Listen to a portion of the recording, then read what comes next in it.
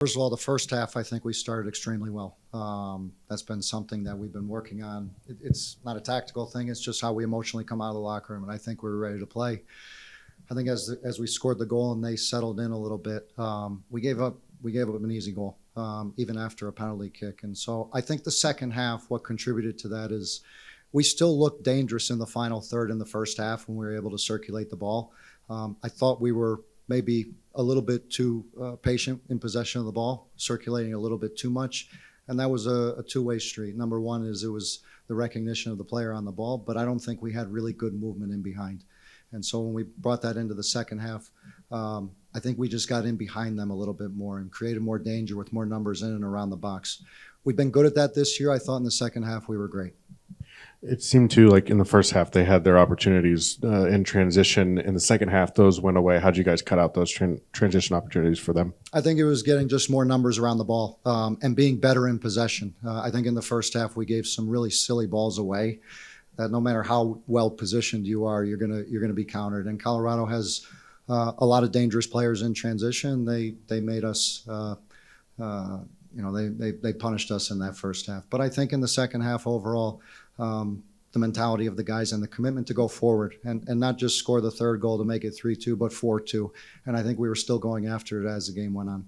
And then Dejan's 2 goals. I mean, I know we've talked a lot about his goal scoring success this year, but just speak to the finisher that he has. Both those chances seem to be quite difficult.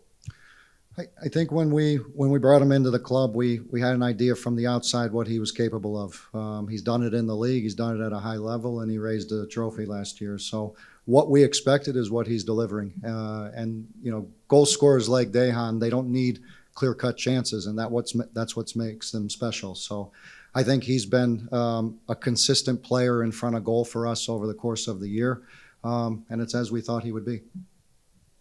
We saw something a little different. Santi Munoz seemed to be playing as maybe the 10 tonight. Can you kind of speak to his performance, and he gets rewarded with the assist late in the game? I think Santi, no matter where you put him, if you put him underneath like he was against San Diego and tonight, or you put him off to the left, it's kind of what I was saying the other day, is that the formation is just a formation. It's the characteristics and the players and how they move around the field. And Santi has a little bit more freedom right now, considering we don't have Manu in the game. And he's that extra player that allows us to not just keep possession, but to penetrate through the middle. So the idea of putting him in the game versus not starting Mason was probably twofold, because I think Mason's been absolutely outstanding, and we saw it again tonight. We need an extra number in the midfield. We've been punished a little bit by having just 2 midfielders, and Santi is a little bit more of an underneath second striker that does a little bit more defensive work. So that was the idea, but we moved him, as you can see, around in different areas of the field, and he still had a very similar contribution. And then the Dejan goals, both headers, both kind of near post runs, something we really haven't seen a ton of this year. Is that something you saw, like maybe exposed in Colorado, that you guys wanted to take advantage of tonight? I think it's probably 2 things. One is the recognition of the service. Sometimes we're a little bit too patient in and around the goal, and we don't want to serve balls in the box. We took a few chances tonight, and Dejan is always has an opportunistic mindset, and he's always trying to get in front. Whether we see it game to game and we're getting goals at the near post, I don't think it's always due to his lack of movement. Kerry, a couple of times tonight we saw big plays in key moments of the game. For you, when you look back after 90 minutes and you look at the contributions of individual guys, what were those key moments tonight that for you, a lot of times we see a save, we see a penalty kick, we see a block. What are those key plays for you tonight that made a difference in how the game turned out?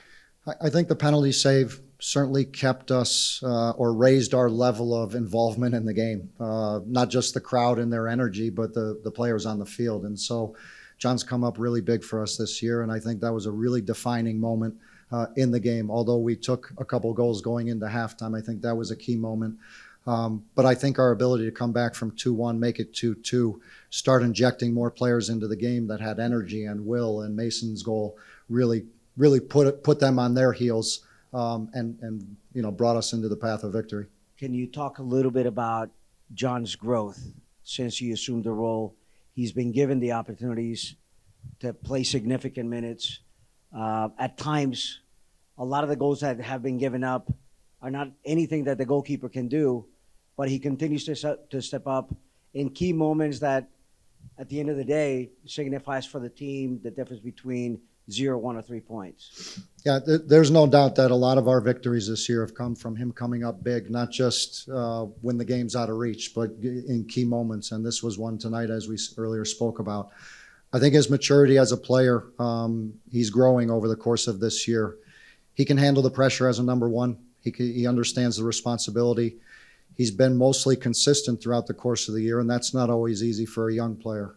So I think he has a lot of room, even more to go, but we're happy he's in goal. And when you talk about, individual mistakes that cost goals, I don't like to think of it that way because it's so much of a collective. The goalkeeper gets singled out from time to time, but there's a lot of things that happen for him to have to come up with a big save or a goal to happen. So I think there's a lot of opportunity for him to continue to grow.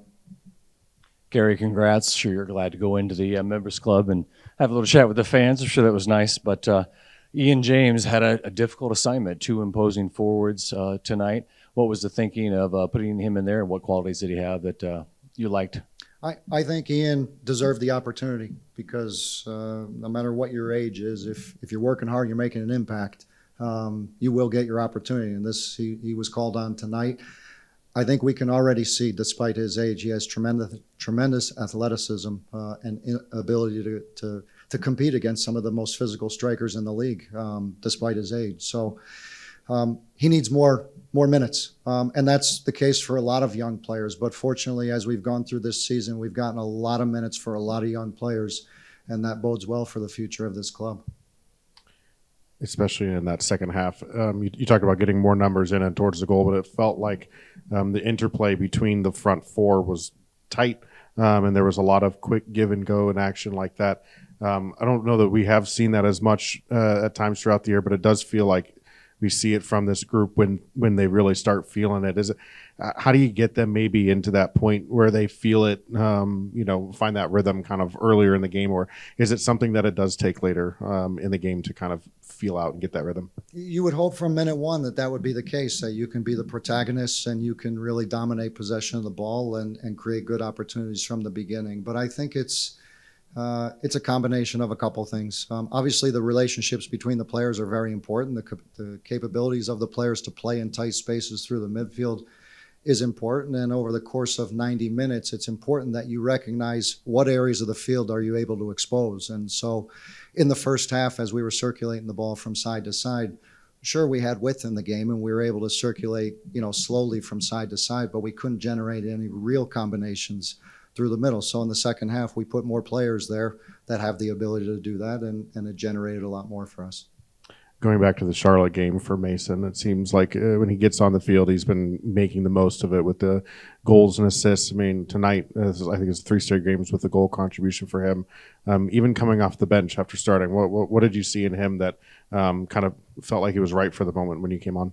I always knew there was always a plan to use him tonight because he's been so good in the game. Probably the last 3 games, he's been outstanding. But his mentality over the course of this year has been just as good.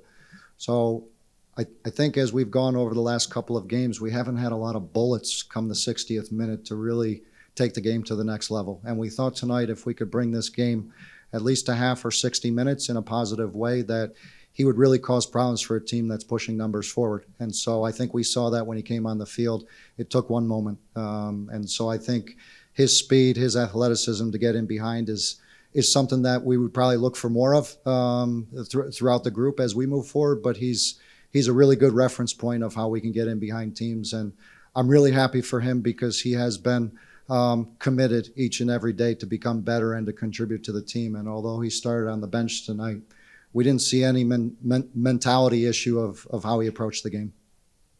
And then, Kerry, obviously, you got the win tonight. The results ahead of you seem to go your way for most of the teams lost that you're chasing. Only 6 games left. What do you do to keep the momentum going to try to race towards the playoffs? I've maintained this from day one, and as we approach this game tonight, it's the same mindset, right?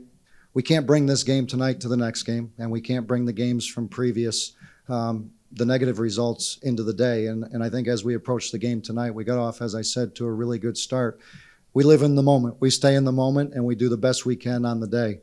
And the important thing now is that we continue to move forward, take the opportunity with both hands and go after it. I think we've seen, and I think we're all convinced that this team just doesn't want to give up. And when you have that kind of mindset, you can go a lot of far places in this league.